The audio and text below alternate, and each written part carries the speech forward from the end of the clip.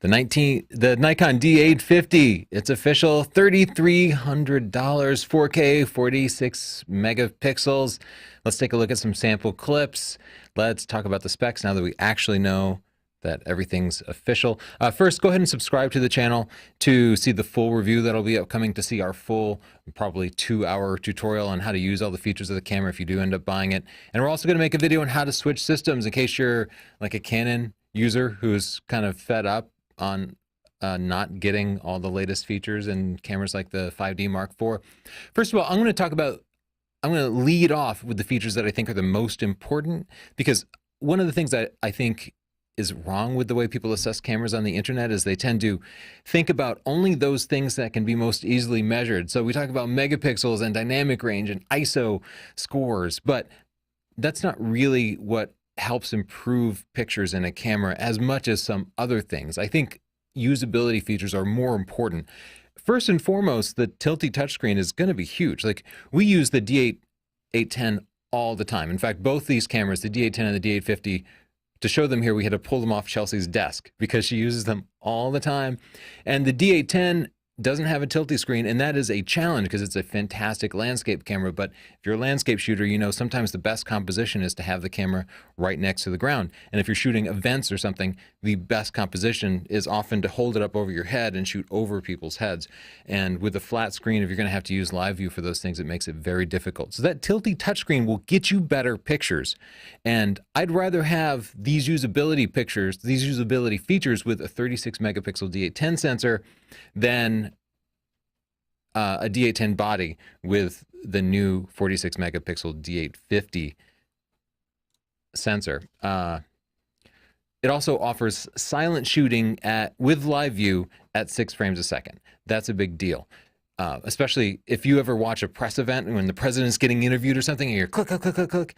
That's annoying. But if you're shooting a wedding or a quiet concert, silent shooting is a godsend. And if for something like golf, it's a requirement. They won't let you shoot with a camera that makes noise. So this is a really big deal. Unfortunately, it's also a real problem because the silent shooting requires live view. And even if you look at Nikon's own promotional videos, they show somebody shooting a wedding with silent shooting and talking about the importance of it. But the poor guy's using a 70-200. And when he's shooting silently, he has to hold the camera out in front of his face like this. Show my camera for a sec, Justin. Yeah, there you go. So he's holding it out like this. And you can get some shots with live view like this. But how long can you hold your arms out with the camera far enough in front of you that you can see live view with a big telephoto lens? You're going to get worn out that kind of way. An electronic viewfinder would make a big difference here. And so cameras like the A7R II or the Sony A9 are still going to have a big advantage for silent shooting just because you can use the viewfinder on those. You can use the D850's viewfinder with quiet shooting, which uses the electronic front curtain shutter and basically doesn't make quite as much noise, but it slows down to 3 frames a second. So that's still a big advantage, and that quiet shooting is still going to really help you out if you're shooting a wedding in a quiet church while allowing you to stabilize the camera against your face and use that viewfinder. I also want to point out with the 6 frames per second silent shooting and the electronic front curtain shutter, in fact, either of these, rolling shutter could be a problem. So if there's any sort of action that you're shooting, you're very likely to see any sort of movement show up as a diagonal line rather than a straight line. That's something that the Sony A9 just about conquered, but just about every camera that uses an electronic shutter has this rolling shutter problem. So we are going to be testing the D850 very soon, and that's one of the things that we're going to be checking is just how useful that is for something like capturing a golf swing where you'd want to be using a silent shutter. They added a joystick to the back. Finally, this is something that was really missing on the D810. It has a directional pad, but it's not quite as convenient as a proper joystick. That's something that the D5 and the D500 have. It's something that the 5D series from Canon has always had. So we're really glad to see this. It's a huge usability difference, especially with all those focusing points. You're often shifting all the way across the frame. And next, another big usability feature is the illuminated buttons. That lens, that big Tamron 15 to 30 millimeters on that D810 because we were out shooting the Milky Way the other night, and the first thing every night photographer does is realize that they don't have the location of every button on the back of the camera memorized. So it goes dark and suddenly you're fumbling around like, oh wait, which one of these is the ISO button? With the illuminated buttons on the D5 and the D500, that's completely changed how we do night photography. It's such a convenience. It just makes everything go faster because you're not having to pull out your flashlight and try to read everything.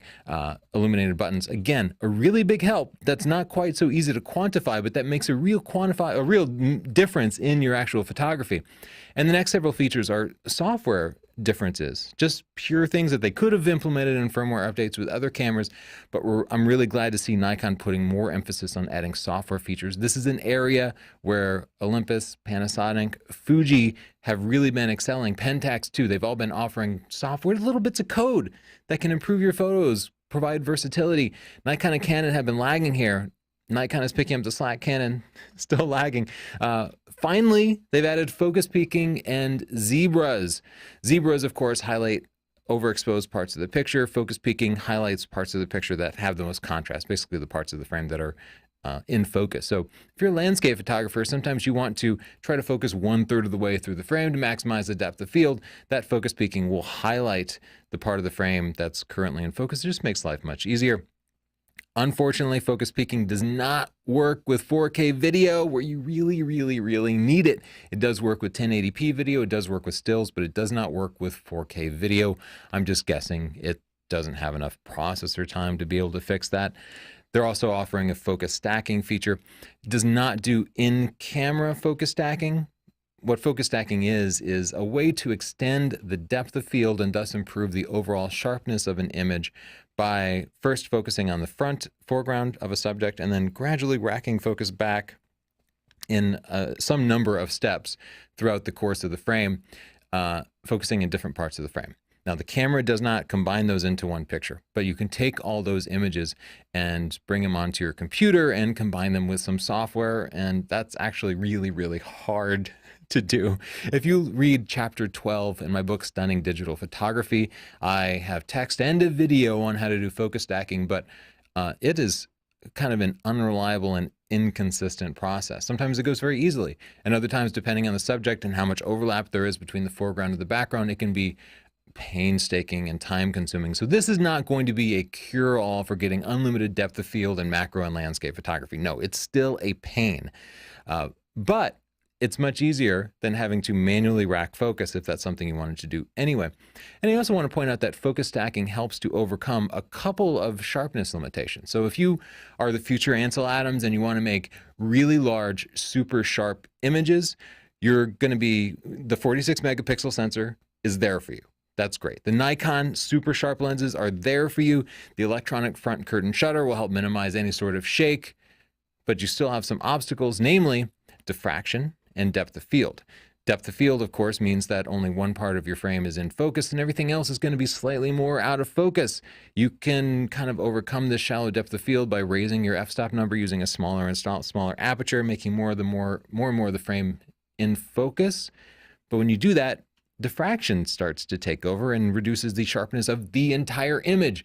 So as a landscape photographer trying to maximize the focus and sharpness of an entire foreground to background scene, you're weighing the f-stops improvement in depth of field versus the penalty that you take with diffraction. Focus stacking overcomes that, allowing you to use the lens at its sweet spot, which is usually wide open on super sharp lenses, and eliminating the depth of field limitations, providing like almost a surreal and otherwise impossible experience. I'm really glad they put that software feature in there. For time-lapse photographers, they've added a couple of features. You can do in-camera 4K time-lapses that generate an actual 4K video with things like exposure smoothing. So this is going to be good for the lazy time-lapse photographers where you just want to set your camera up in your hotel room and shoot through the window and just set it up to take pictures all night and get a nice picture of the sunset or sunrise. And then you'll be able to integrate that 4K video into your other 4K videos. You can also just shoot 8K intervals. Now, Nikon's been saying 8K time lapses, but it does not stitch together still photos into an 8K video. It just gives you a big collection of still photos. It has a way to process those still photos as raw files and then convert them into JPEG files for easier processing on the computer if you want to do that. But for me, my workflow is generally to import all the raw files anyway and do all the processing on a PC. So this does not change my workflow at all, but it does have an interval timer in it, which is nice. And having shot a lot of time lapses with the 50 megapixel 5 DSR, I'll say those extra pixels really do help. They allow you to zoom in and pan around the frame in post. So you can have a stationary camera and add some movement effects without any reduction in sharpness, even if you're publishing in 4K or even 8K. So it's great. One software feature I just want to ask for, nobody really provides this, Canon kind of does, but not really, is image averaging. I've lusted for this for the longest time. Image averaging would allow a camera, especially with an electronic front curtain shutter, to take a series of sequential images with minimal delay between them and then stack those in camera to produce one image that essentially is taken at much, much lower ISO. So if you were to take 16 images at ISO 100, you could end up with basically an ISO 8 image somewhere in there. And basically this would allow you to get around having an ND filter, and it would allow you to drastically reduce noise in conditions where you have a tripod and optimal lighting. Maybe you can give us a firmware update. This should be really easy for the developers to build in there, and it's a really useful technique that right now I have to do in post. Another usability feature that a lot of people are disappointed in is that it has Snap Bridge, which is a fantastic feature in theory. It should seamlessly send images using low power Bluetooth from the camera to your phone. Every iteration of SnapBridge that we've tested has not been great. It's been inconsistent. Sometimes it works great, and at other times it completely flakes out.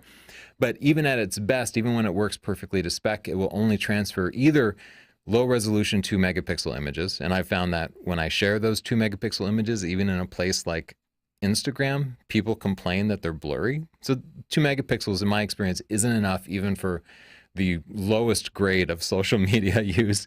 Therefore, I want higher megapixel images, but right now they only give you the option of 2 megapixel or full megapixel images. And on my 20 megapixel D500, those full megapixel images take a long time to transfer. And especially with a high frame rate, you know, shooting at 9 or 10 frames a second, the camera basically never successfully transfers all the images that you might be taking over to your phone if it has to transfer these really large files, because Bluetooth is a very, very slow transfer mechanism.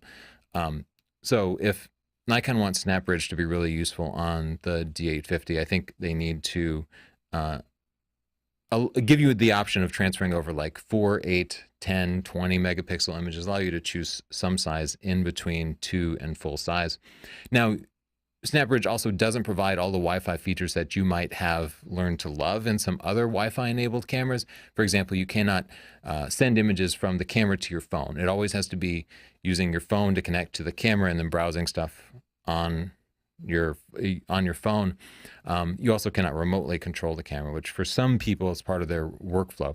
If you want that, you have to add this $750 Wi-Fi adapter, which just connects via a USB cable to the D850 or a number of other cameras. And it requires its own batteries, which is one more thing to fail. And it's this big clunky thing that you somehow have to attach, maybe screwing onto the tripod. But it's this one extra thing. It's super expensive. And all it's doing is adding a Wi-Fi feature, which was free in the D50-300, which is now going for like $300, $400.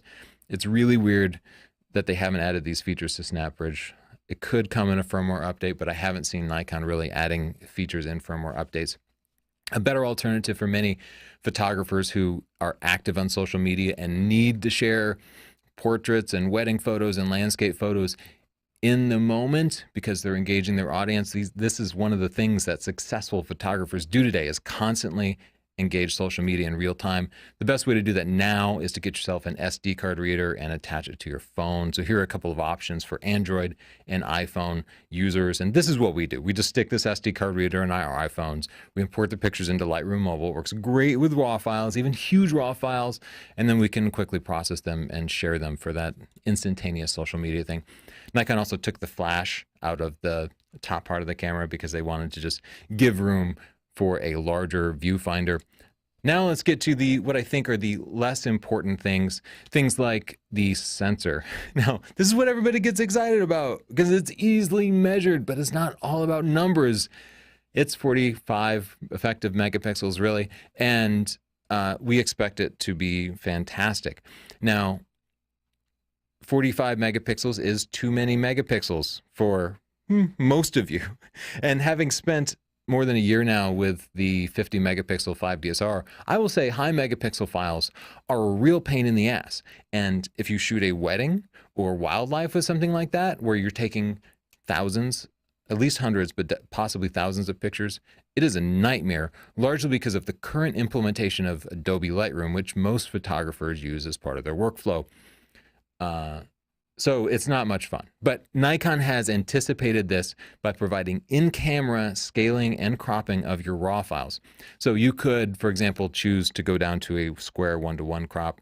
You could also scale the original aspect ratio to 25 megapixels or 11 megapixels. So if you think you're shooting something where you're not going to need to make a huge blow-up image, just capture it in 25 megapixel mode, and then your images are going to be as easy to process as they are from your Nikon D750. For those times when you think, oh, you're a wedding photographer and you do in-person sales, and you want to make that wow picture, that like 3-foot wide picture, switch to 45 megapixel mode and get that super sharp posed picture. You get that choice. You don't always have to use 45 megapixels. You also have the option of cropping 1.5 times to get the APS-C size sensor still at 20 megapixels, basically exactly like a D500. But it'll be like a D500, but you'll still have the full frame viewfinder, which actually provides you some peripheral view. So it's just taking images from the center of the frame. This actually gives you a larger raw buffer and a little bit of a performance boost while still giving you the center of the image. This is perfect for wildlife and sports. Wildlife and sports photographers will love that 1.5x crop mode. For something like a wildlife photographer using a big telephoto lens, it means you'll be able to use the full frame view to find and track the subject, which will make tracking the subject easier. But it'll crop it down and give you basically the same files you would have gotten with an APS-C camera without the additional overhead of all those megapixels. So please don't write comments saying, oh, 45 megapixels does more harm than good, because Nikon has not made you suffer with this. You can use only as many megapixels as you need, but you always have the option to use those higher megapixels when you want to. According to our friends at Imaging Resource who talked to the guys at Nikon, Nikon is saying, at higher ISOs, you should see one-stop better ISO performance. So we should see images that are twice as clean, that have half as much noise. That is fairly remarkable, because in my studies, it takes about 7 years for ISO performance to improve by one stop, according to everybody's tests over the couple of decades of digital cameras. So if they really jump a full stop, that will be huge. And we'll have to test that. And they're saying as good or better dynamic range. And the D810 right now has like the best dynamic range, basically. So maybe we'll see it get a little bit better, but again, our full test will show that. I do want to talk about the penalties of high megapixel cameras, because we love and hate our 50 megapixel 5 DSR. When we first tested it, I did all my tests very careful on tripods, and we found all this extra improvement in sharpness. But then as I started to use it in just my daily life, shooting portraits with it, travel stuff, landscapes, I began to realize that having more megapixels largely shows the flaws in your lenses, and more than that, your technique. If you use an unstabilized lens with a 50 megapixel or a 45 megapixel camera, you will discover camera shake in way more images than you ever thought possible. Like, the reciprocal rule does not exist. You can't simply shoot at 1/100th on your 70 millimeter lens and expect to get sharp images. You might need to be at 1/150th, 1/200th, 1/250th before you really feel like you're getting sharp images. And that's not something you can always do. So as a result, I would not recommend trying to get 45 megapixel images handheld unless you're using a stabilized lens. A lot of cameras nowadays have stabilized sensors, and this should have been one of them. The A7R II has a 42 megapixel sensor, almost as big, but it's stabilized. And in so many of our tests, we get better results, sharper results out of that camera than we do out of the 50 megapixel 5 DSR, because it's stabilized. Even with stabilized lenses, the stabilized sensor can work with the lens to cancel out rotational shaking. When you push that shutter, your camera twists a little bit, and the lens stabilization system can't overcome that, but the sensor stabilization can twist to overcome that. We really needed a stabilized sensor in this camera. You're gonna find a lot of obvious motion blur. Now, you're always going to get sharper pictures than when you would with a 24 megapixel camera. It's never going to get worse. It's only going to get better, but you're not often going to be realizing that full resolution. Here's another example of kind of the challenges that you start to see working with high megapixels and any sort of shallow depth of field. This is an image that I pulled from one of Nikon's just 1080p videos, but one of their sample pictures. And you can see the model's, the eye on the right side of the screen there, her left eye, seems pretty sharp, and the eyelashes seem pretty sharp. But then when you look at her other eye, you notice that the eyelashes are distinctly blurry. And that's because you start to notice how impossibly shallow depth of field is when you use these high megapixel cameras with sharp lenses. There is no such thing as getting the whole of anything in focus. Throw away your depth of field calculators. One plane is in focus, and it's damn near impossible to get two persons' eyes in focus. You wouldn't necessarily notice this on a 24 megapixel camera, but you will on a 45 megapixel camera. So again, it's never going to get less sharp. You could always downgrade, you could always scale down the image if you thought that was going to be the case.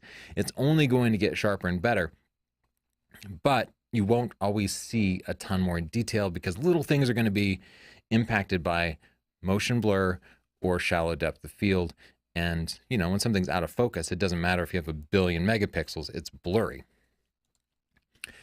4K video, and it's full width, no crop. We tested the 5D Mark IV, which marketed its 4K video heavily, and we determined that we would never ever use the 5D Mark IV, not just because of the serious heavy crop factor of like 1.7 times, but also because it didn't have a tilty screen and the codec that it was using was awful. The D850 overcomes all of this and gives us what will be a usable 4K video camera. At least we expect that. It does have HDMI out at 422, but some other weaknesses compared to something like a Sony A7R II or A7S II. It does not have an EVF. It does not have focus peaking when shooting 4K video. It does not have sensor or electronic stabilization, and it has a flat profile, but it doesn't have a proper logarithmic profile. So it's not going to be the ultimate video camera. I don't think anybody should buy this for video capabilities, but many of us are hybrid shooters. Wedding photographers, almost all are hybrid shooters nowadays, where you're taking some stills and then you need to get a video clip. If you're just a rich guy who's taking some vacation photos, these people are switching between photos and video and don't want to have to carry around two different cameras. So this is important. It also offers excellent quality HD video at up to 120 frames a second, which means 4 times slow-mo if you're shooting at 30 or publishing at 30 frames a second, or 5x slow-mo if you're publishing at 24 frames a second. And it does give you electronic stabilization. It does give you focus peaking, but of course still no EVF and no log. 7 frames per second is a big step up. That's the standard. When you get the camera, it will shoot 7 frames in a second, and that's pretty fast, especially for those big files. If you want to drop an extra $550, you can get a battery grip and a very expensive battery for it, because the grip does not come with a battery. And it's the same battery you'd use for your D5 if you happen to have one. Slap it on there, and the extra voltage will let it get 9 frames per second. This brings the total cost of the camera up to closer to $4,000. So it's substantially more expensive, but being able to shoot 9 frames a second is going to make a big difference to wildlife and sports photographers, and even some wedding photographers might want that extra frame rate. It does this by using the same system that the D500 and D5 do, which is, well, the D500 does, which is an XQD card and an SD card. They've upgraded the SD port to UHS 2, so it's just a little bit faster. But pretty much if you're trying to get the most pictures pushed through the buffer as possible, you'll be shooting RAW to the XQD and then JPEG to the UHS 2 SD card slot. According to Imaging Resource, Nikon said that it takes about 7 seconds to clear the entire buffer, which is good. The buffer fits 51 14-bit full frame images. Now, that's not that much. That's less than 6 seconds of shooting. So if you're a sports photographer and you're trying to shoot those 14-bit images, you're going to find yourself running out of buffer on a regular basis. I promise you will. But if you drop down to 12-bit raw images, you'll be able to get 170 full-frame images, which is a lot better. Or if you're shooting in DX, even in 14-bit mode, you'll get 200 images, just like you see out of your D500. So pretty much you could upgrade from the D500 to this and not suffer at all. Using the lower res raw files, like the 24 megapixel raw files, according to Nikon, according to Imaging Resource, it doesn't actually improve the buffering because the camera still has to write the entire image, the entire raw image to the buffer and then process it before it writes it to the memory card. It has the amazing focusing system from the D5 and the D500, which has 153 AF points, and this stunning 3D tracking that will track your subject as it moves across the frame by using the metering system of all things. And it works spectacularly. While the A9's focusing system is better in many ways, the 3D tracking for tracking moving subjects proves immensely useful when shooting wildlife and sports, in my experience, and it's really second to none. So I think for many, the D850 is not going to be just a great portrait commercial camera, but a fantastic sports and wildlife camera. And that's something the series has never been before. But now I think it's the camera I would want for sports and wildlife. If you look at the spread of the focusing points, this is the older Nikon D810, and that's the D850. Just, you can see there's a little bit more spread. And if you compare it to the 5D Mark IV, again, there's a little more spread, and that just allows you to compose the images a little bit more easily compared to something like the Sony A9 or the A7R II, where focusing points can go out to the edges of the frame. It's not as good. But compared to other SLRs, it is better. It focuses on essentially near darkness, -4 EV. Has this feature called Spot AF, where it'll focus on a very small point. And especially with high megapixel cameras, this is increasingly important because you start to notice tiny, tiny differences in focus. So you have to be very precise about it. F8 autofocus at the center. Let's talk about what this is going to mean to different types of photographers. I think this is going to be the ultimate camera for portrait photographers, but I think most portrait photographers will probably end up shooting in the lower res 25 megapixel mode because they might shoot hundreds of images in a single session. And if you're a working pro, you don't want to be spending all day waiting for Lightroom to render previews and going through all the images. So maybe this will change once Lightroom improves its performance. This needs to go hand in hand with Adobe. But for now, a lot of portrait photographers are going to be choosing the lower res version. But it's still an amazing camera because they get that option. And when they do want to make images that they can blow up, they can upgrade. They can just set it to shoot those 46 megapixel files. The D750 is still going to be very viable, but the improved autofocus system of the D850 is something portrait photographers will notice. It will focus on the eye more precisely. But at the same time, it's missing eye detection autofocus. It has face detection autofocus, but that's not the same. It will miss focus on a regular basis. Just try out a Sony A9. And the eye detection autofocus is amazing. It's not 46 megapixels, it's 24, so it's not the same at all. But that is something that I absolutely love, and that makes the A9 one of my favorite portrait cameras of all time. For wedding photographers, again, I think this is going to be our recommendation for most wedding photographers. The 3D focus tracking will really help with things like the bride walking up the aisle, keeping her in focus, allowing you to get nice and tight and just fill the frame with her face without worrying about it slipping out of focus. For most things, you can drop to 25 megapixels, but for the post pictures that you want to sell large, go ahead and upgrade to the full size 45 megapixels. And again, for landscape photographers, I think this is going to beat the 5DSR. I think it's going to beat the K1 and even cameras like the Sony A7R II, because tilty touchscreen will help a lot. It has dual memory cards, because that's not something you get in the A7R II. And the high-res, no anti-aliasing filter on it means it will probably produce better images than a 5D Mark IV. Or even a 5DSR, I'd be willing to bet, since Sony sensors tend to have, well, it has a lower ISO that tends to have better dynamic range and lower noise. We'll have to test it. We will be testing it against the 5DSR, but I'm going to bet that it's going to beat the 5DSR. And as I mentioned, 9 frames a second, for sports photographers with the option to shoot at 45 megapixels, that's pretty amazing. Sports photographers are often shooting across the field and needing to crop, but you'll be able to use that full wide frame when you need it when shooting sports, which isn't something you could do with the D500. And you'll be extracting vastly more detail than you would have out of a much more expensive D5 with its lower megapixel count and very heavy AA filter. So the average journalist who's just sending some pictures into ESPN or even shooting the front cover of Sports Illustrated won't need that. The D5 would be just fine. But if you're thinking of making larger prints, or if sometimes you need to make larger prints, you will get that extra detail out of it. And it's not too much of a penalty jumping from the 12 frames per second of the D5 to the 9 frames per second of the D500. Wildlife photographers, our favorite camera has been the D500 with its 10 frames per second and 20 megapixel APS-C sensor. Gets us nice and close to the birds. We essentially have that with the D850. We can crop when we want to, but when we can get close enough to the birds, when you're using, a 600 millimeter lens and extension tubes, and you set up a bird feeder or something, and you're getting close to songbirds, and you can actually fill the frame, you have that option. And even when you can't fill the frame, you'll have a full frame wide view through your telephoto lens, even though you're shooting only in the center. And having that extra view makes it so much easier to track birds and find birds in the frame. And it makes a real difference in your photography, having that extra periphery. And if a bird goes outside of the middle a little bit, well, you can shoot full frame and be able to crop later, and it will just improve your pictures.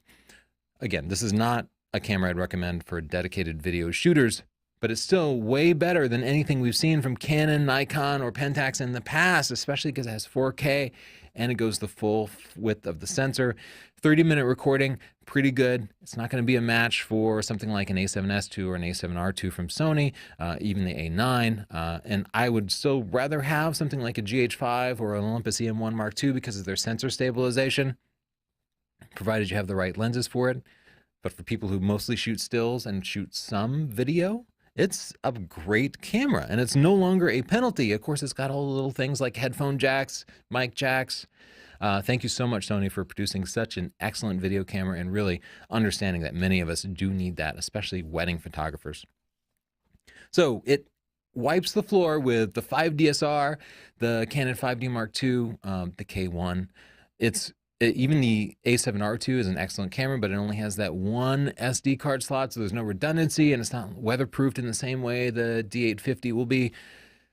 So it's kind of the ultimate camera. And the only competition I can really think that might beat it would be some upcoming Sony camera, like the Sony A9R or the A7R III. I don't know that these are going to exist. I don't have inside information about them. But when they do, I think they'll be a real competitor, but they're not even here yet. So congrats, Nikon. It seems like you've made a new space. You are just the leader in all of these ways. We're really excited about it. We're excited to see what comes next from Sony that will match this. But for the time being, Nikon has just completely left all the competition behind. We can't wait to get our hands on a production version. We'll be able to compare it to other cameras and actually show those images. That should happen real soon. So subscribe to see that.